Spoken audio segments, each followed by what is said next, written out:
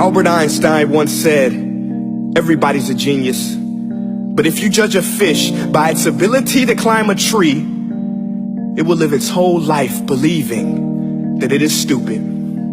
Ladies and gentlemen of the jury, today on trial we have modern day schooling. Glad you could come. Not only does he make fish climb trees, but also makes them climb down and do a 10-mile run. Tell me, school, are you proud of the things you've done?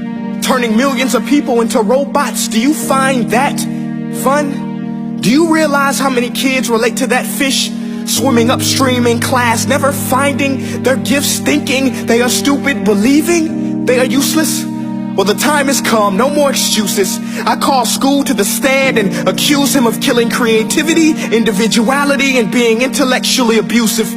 He's an ancient institution that has outlived his usage.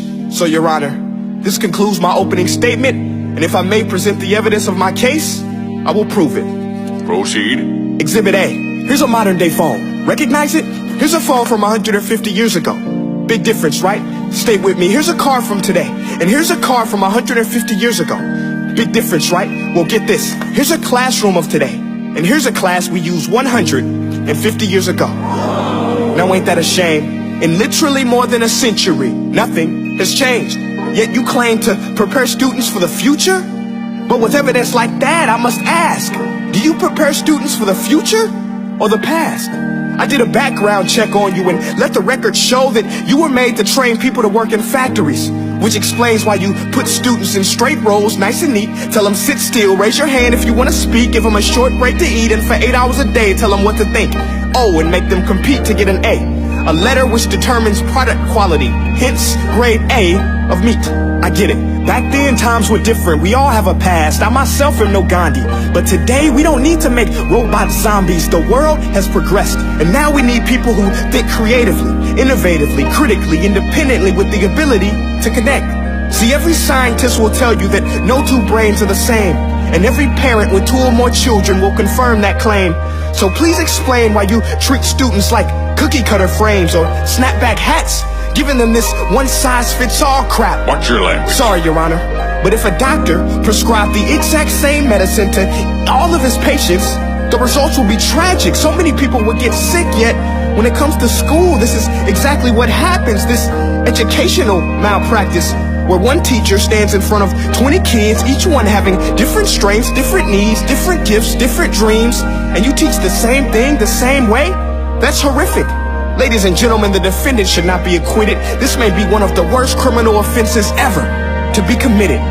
And let's mention the way you treat your employees. Objection. Overruled. I want to hear this. It's a shame. I mean, teachers have the most important job on the planet, yet they're underpaid? No wonder so many students are short-changed.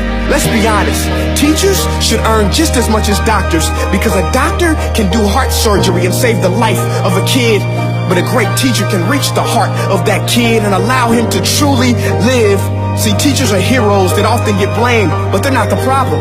They work in a system without many options or rights. Curriculums are created by policymakers, most of which have never taught a day in their life.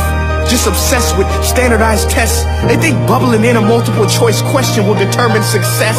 That's outlandish. In fact, these tests are too cruel to be used and should be abandoned, but don't take my word for it.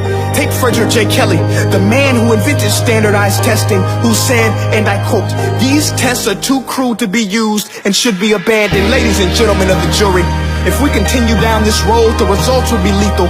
I don't have much faith in school, but I do have faith in people. And if we can customize healthcare, cars, and Facebook pages, then it is our duty to do the same for education, to upgrade it, change it, do away with school spirit, because that's useless. Unless we're working to bring the spirit out of each and every student, that should be our task. No more Common Core. Instead, let's reach the core of every heart in every class. Sure, math is important, but no more than art or dance. Let's give every gift an equal chance. I know this sounds like a dream, but countries like Finland are doing impressive things. They have shorter school days.